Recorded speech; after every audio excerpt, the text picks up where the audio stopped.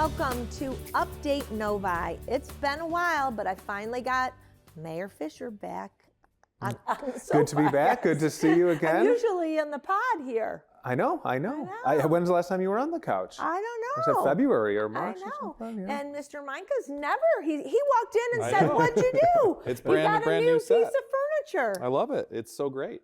Well, thanks. And welcome to Update Novi. Yeah, thank you for having me. I'm honored to be here. Yeah, we chatted earlier this year as school was just getting underway, and Mayor Fisher's like, we got to get Ben on to talk about school and partnerships and how the year went. So here you are. Yeah.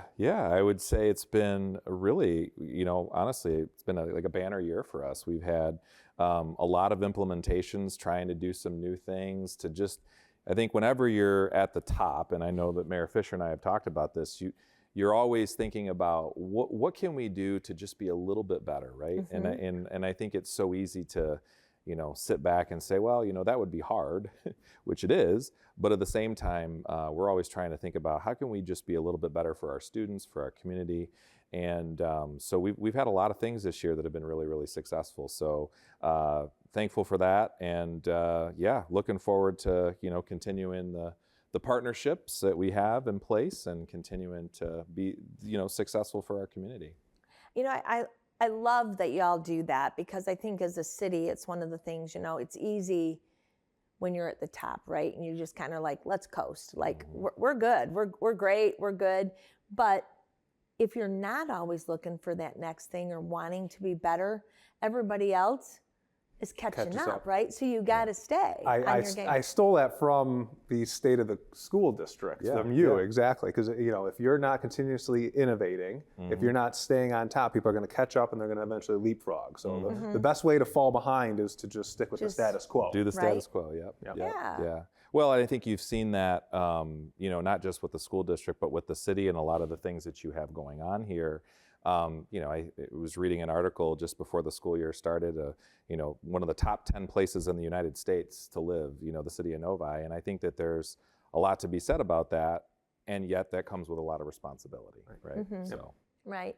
Well, the schools are a big part of why we always remain in the top best places to live, not only in Michigan, but in the country. And believe me, we don't have our head in the sand to think it's just the city and the services we provide.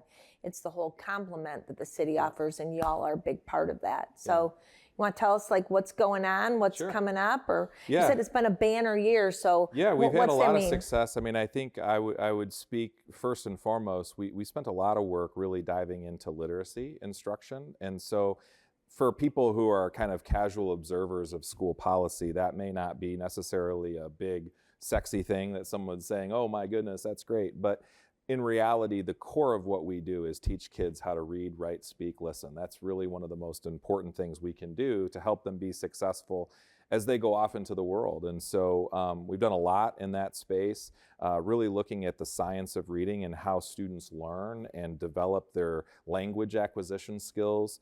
We have a community that's very diverse, and so it's very important for us to be able to make sure that students understand how to write and they understand how to communicate and convey ideas through a variety of mediums. And so we did an incredibly deep dive into that K-4, but we've also been doing that across the district to make sure that we have what we call vertical alignment, where when a student is progressing from level to level, there's a continuation that makes sense, right? And so lots of success with our literacy work this year, and there's a lot more that I could speak to about that, but we've also been talking a lot about our strategic plan. So we launched a strategic plan this year. It's really a year that's a little bit more aspirational in nature, kind of bringing people along to that, but one of the big things that we're talking a lot about is durable skills. And so when students come to us, yes, we teach them how to read and do math and all of those things, but we also need to teach them how to collaborate, how to think critically, how to be a good teammate, right? These are things that the students learn in school, and these durable skills are actually the things that employers are looking for. And the cool thing is having empathy, having critical thinking, all of these things, these are things that humans are always going to do better than machines. And so, for a long time, schools have been centered around knowledge acquisition, like memorize the dates, memorize the facts. And certainly that still plays a role in a comprehensive education. But what we really need to be doing is helping kids gain the skills to be able to engage in a world where artificial intelligence and these other things are prevalent. And I think there's, an opportunity for us being in the situation we're in and the kind of the standard that we have set as a school district, that we can kind of lead in some of these spaces. So we're doing a lot of work with that. And so Positivity Project is an initiative that we'll be launching this fall, which is really going to be another way for parents to kind of partner with schools to think about the schools talking about critical thinking, the schools talking about perseverance or grit. How can I reinforce those conversations at the dinner table?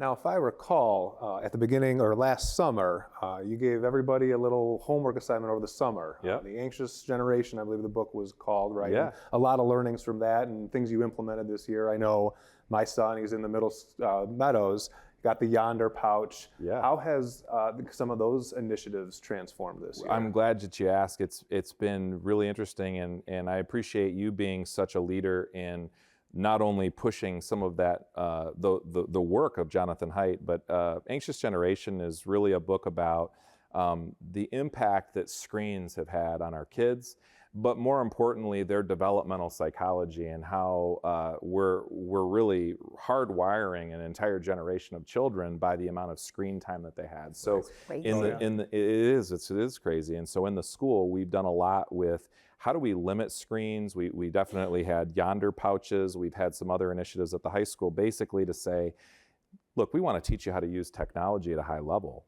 but we also want you to learn how to manage that and to be able to still have those interactive skills. So when I talk about durable skills and the connection you're making there, it's really difficult to do that if your face is in a screen. Right. And I think, we've talked before, you go to dinner and you go to a restaurant and you see a family out and they're all on their screens.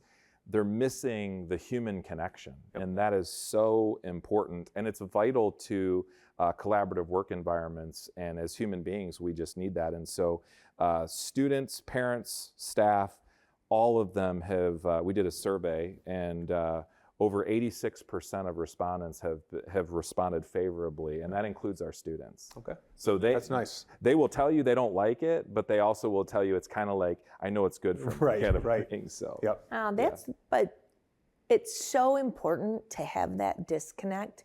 We, even as adults, I think, getting away for a weekend, I said, hey, did you get away for the weekend? Mm-hmm. I bet you weren't on your phone as much, right? Right. It's so vital to our well-being and mental health. Imagine coming from the person who I always yell at for emailing me back at 8 o'clock at night, Cheryl. Come on now. Exactly. Sorry. But think about a younger generation that doesn't have the knowledge and skill set we do to know when it's time to put it down, when it's time to walk away. This is all they've known. Yep. So the pouches, I think, they're fundamentally important for the learning that they're doing in the schools. Yep. There's a big push through some of the Anxious Generation stuff. You'll hear people talk about wait till 8th, keeping cell phones out of your kids' hands as long as possible. But yet we also know that a lot of the pressures from society, my kid's on a sports team and this is how they communicate, exactly. And all of those things. So giving parents some ideas of some tools that can allow them to kind of remember that, yes, they can learn how to use the screens, but as you said, put it away at the appropriate times. And so those are things that we'll continue to do next year and we'll continue to double down on. But they're all in service of, again, helping our kids learn to grow those durable skills that they're going to need as employees, that they're going to need to just be good members of society, right? So speaking of some of that collaboration, again, I'll kind of go to Novi Meadows, brand new school this year, pretty cool. This going in class will be the first that has both years there. It looks a little different from when I went to Novi Meadows. It does, yeah. Novi Meadows was there when you were there? Yes, Cheryl. And my daughter this morning, she saw a black and white picture of my wife and I on our wedding day, and she goes, you guys didn't have color when you guys got married? That's right. It wasn't quite that long ago. So thanks, Cheryl. You're on Lily's page today. But speaking of Meadows, one of the most interesting things to me is those collaboration spaces that seem to have been built in there where right across from the classrooms, there's like little breakout rooms that kids can go into. So I don't know, how has the Meadows building been this year and that transition? And talk about some of the cool workplace type of pieces that you've built into it. Yeah, if you think about work in today's society, right, we bring people into office spaces and we ask them to work on projects. We ask them to communicate about their ideas, share their ideas, but also listen to the ideas of others. We're trying to emulate some of that and give them those skills. So in the Meadows facility, it's designed in a way where there are classrooms, but there are also, if you were to walk through the heart of that building, you're going to see kids in these little pods. Everything's writable. They're whiteboard walls. There's glass that they're writing on. I see Cheryl's I'm like, so light bulb y'all are going to on. blame for the kids writing on the walls at home. That's right. So they're really immersed in this kind of collaborative experience, and it's very, very cool. But Meadows is a great story that can also speak to the power of collaboration with the city. We've had some challenges on the site. The building is beautiful. It's great for instruction and learning, but at the same time, it presents challenges because of how tight some of the site is with the subdivisions that are around that area. And one of the things that we were able to do, we reached out to you and to Victor and the city, and we said, look, it's just not a safe situation here. And we're trying to figure out how to get students in and buses out on time. And there have been multiple experiences just in this past year where we got a crossing guard that the city supported. We got, a situation where we're able to get a left turn only out of the parking lot. Next year, we're going to have more that's going to come online. And it's all about that kind of collaborative nature between the school and the city, which I think is what makes the community special. That's what I think the residents and our community members expect, is to say, like, look, what can we do to help accommodate the school? What can the school do to help support the city? And these are things that when we're working together like that, it makes for a safer school. It makes for, obviously, a more successful school. And all of those things, I think, contribute to the overall success of our community. Yeah, I think a lot of people don't realize that the crossing guards actually fall under the purview of our police department. Then obviously, I think it's been a great thing there on Taft Road that the speed limit during the school time zones now is 25, which I'm surprised we hadn't done actually with the 3 schools right there. But lowering that and putting the flashing beacons was glad we could kind of react quickly. And it's a great example of kind of that partnership, collaboration, and constant communication. Yeah, and it happened the year before at Deerfield Elementary School. Wixom and 11 Mile. Being able to have our students have safe passage, it's a priority for the school, but it's also been demonstrated to be a priority for the city, and that's been really appreciated. Yeah. So let's talk about safe schools, because I think one of our other partnerships, which is long-standing, was enhanced recently. Yeah. I think maybe a couple years under your tenure, is you now have 2 school resource officers. That's right. Yeah, we're really excited about that. We have a great partnership. Chief Zinzer's been fantastic to work with. I know that the city is, embarking on a school safety millage, and public safety for the city is public safety for our schools. And so not only do we have a partnership with our SROs, but we're constantly thinking about, little things like we have a visitor management program. And I just was on the phone with the police chief this past week because we had some challenges with some people who didn't want to comply with our process and our systems. And within minutes, he had an officer there ready to, resolve the issue. And so, schools today are much different than they were, 10, 15, 20 years ago. And we have to think differently about safety. And so the fact that we have such a good relationship with our police department has been such a relief. And I think it's honestly a big ease to a lot of our families. They want to know that we have that regular communication, that regular partnership. So we're doing a lot next year that will also be in partnership with our school resource officers. They provide a lot of the training. So even though they're employed by the city, they're employed by the police department, they're vital partners in what we do. And they have offices in our school buildings, and they engage with our students, and they're really kind of a part of the team. And I think there is a level of kind of interactivity that a school resource officer has to have with students to kind of debunk the myth of the scary police officer. They're really approachable, and they want to be a part of the community, the school community as well. Yep. Oh, very cool. So we obviously, you mentioned the 2025 August bond initiative the city has going on. Now I know you guys have some big plans as well coming up, and some capital things you're looking for. So I know we've been doing Cheryl's been doing a bunch of town halls. I know you guys have been doing town halls as well. Little preview of what we're looking at there. Sure. Yeah, it's exciting. It's an exciting time to be in our community. So our Board of Education recently voted to pursue a no increase millage in November. That millage is largely going to be around reimagining our high school. So if you think about our school district, we've done a lot to keep up our K-4 buildings. We have 5 elementary schools. We just built the new Novi Meadows. We have our middle school, which is one of the top beautiful middle schools in the state of Michigan. But our high school has just really had this kind of haphazard addition added every time we ran out of space, right? So it was like, let's add a thing here, let's add a thing here. And then pretty soon you have a building that at its core, is over 50 years old. There are no windows in some of the classrooms. There's no natural light. The HVAC systems are out of date.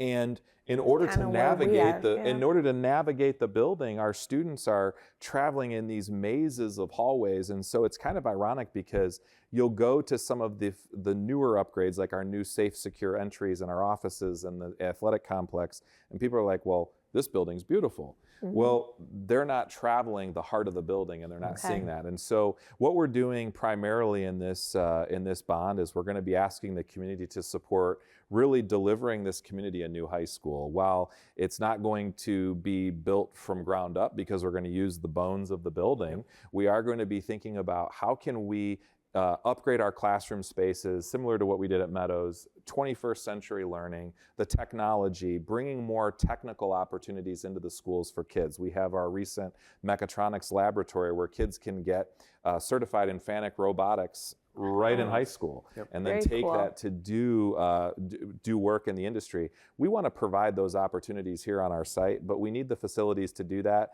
And we also want to make our school a more conducive place for the community to come and gather. And so to speak to that, one of the things that was approved in the 2019 millage was the activity center. Well, we have money that we're carrying over from the 2019 bond to help pay for the activity center because that's what the voters approved, but we're really enhancing that. And so that activity center will be on the east side of the high school, and that will afford many opportunities for us to be able to partner with the city even further related to recreation. We're going to have a new natatorium, indoor track and field, and those things are assets that could be accessed by the community during school hours because the building will have the ability to secure it off of the school.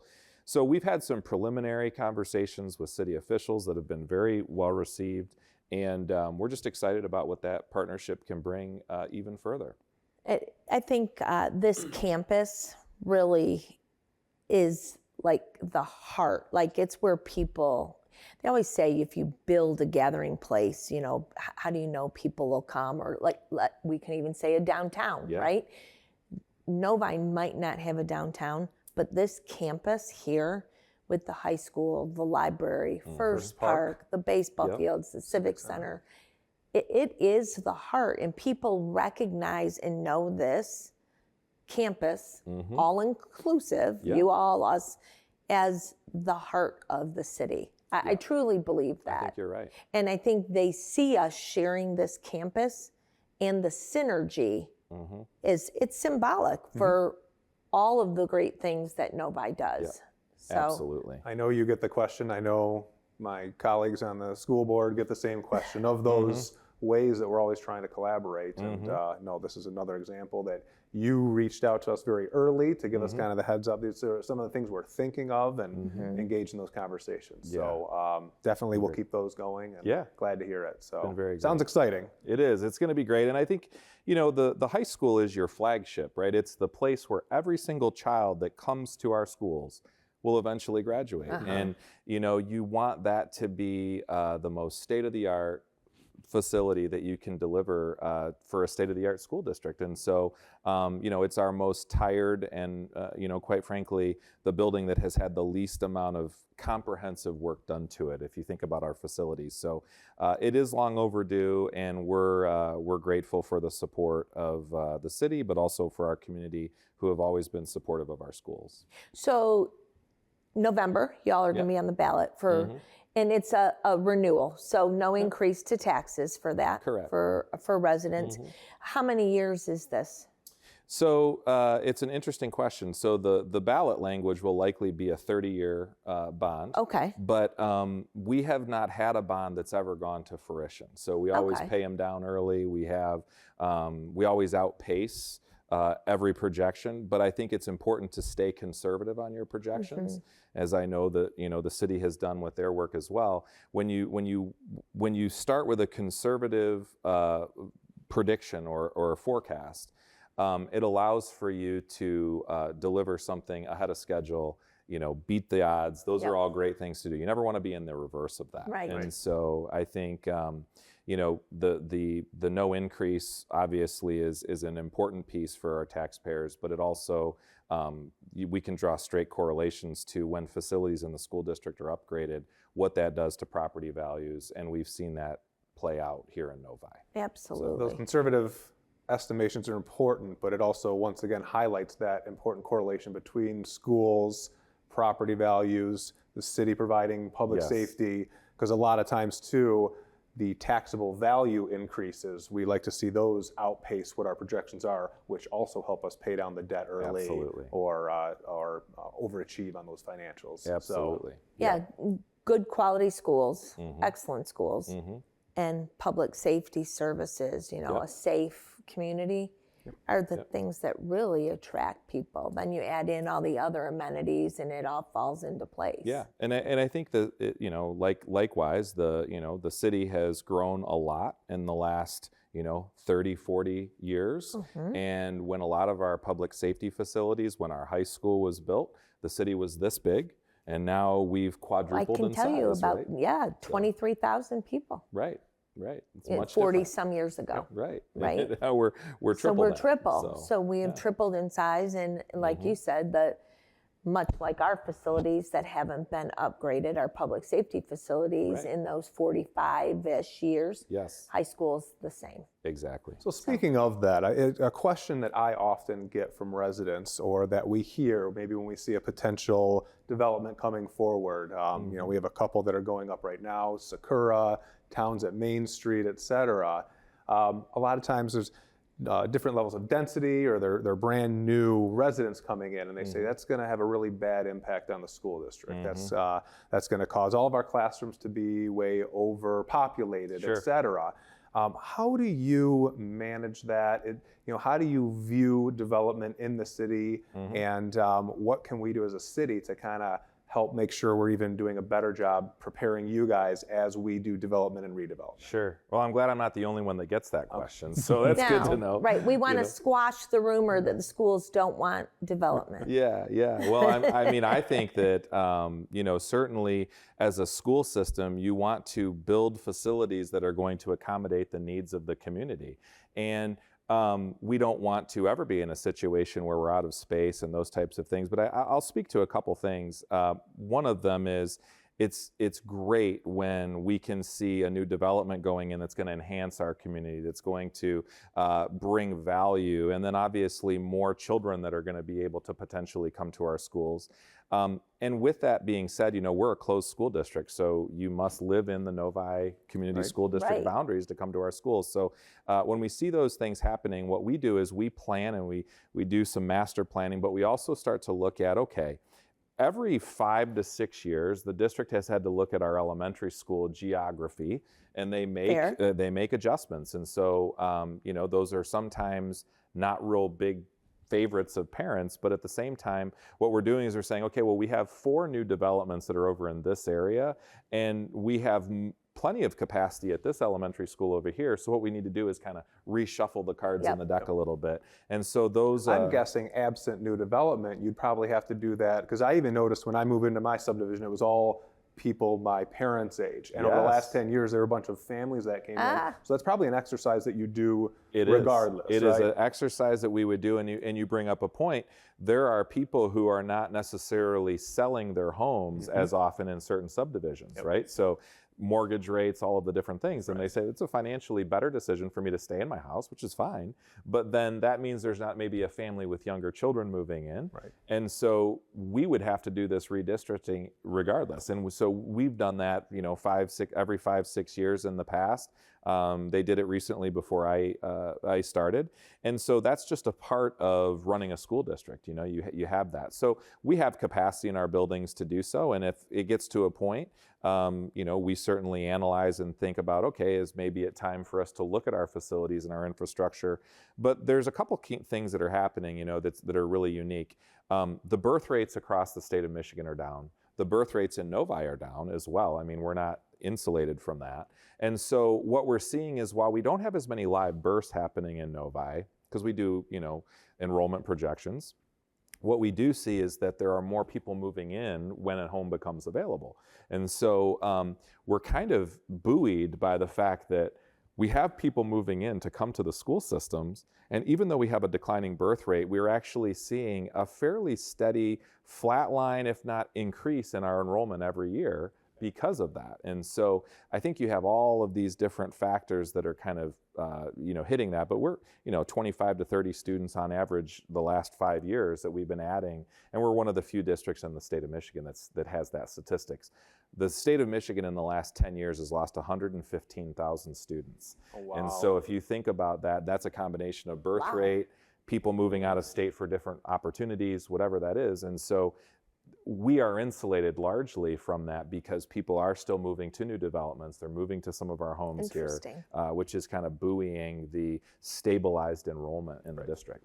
So there's a balance there. We obviously don't want to inundate you with too many people too quickly. But on the flip side, I know there's some area school districts that are actually looking at closing buildings because people aren't moving in, there aren't new families, there isn't new development. That's exactly right. Kind of got to stay in contact and meet that balance. And I think one of the things that we talk often about, and I know I've certainly talked with Victor about, we're working to develop more processes where when something, say, comes to Planning Commission, or there's a development that's being considered, at the appropriate time notifying us so that we can kind of then map out how many of those units are going to have children potentially, and how would we have calculators to do that. So those are things that I think are important to just keep that communication and collaboration real strong. I'm happy to swing by Victor's office and plant a little seed there. That's good. He's been very open to it, so it's been good. Very good. Anything you want to part with? Anything you want other than have a great summer? Yeah. Anything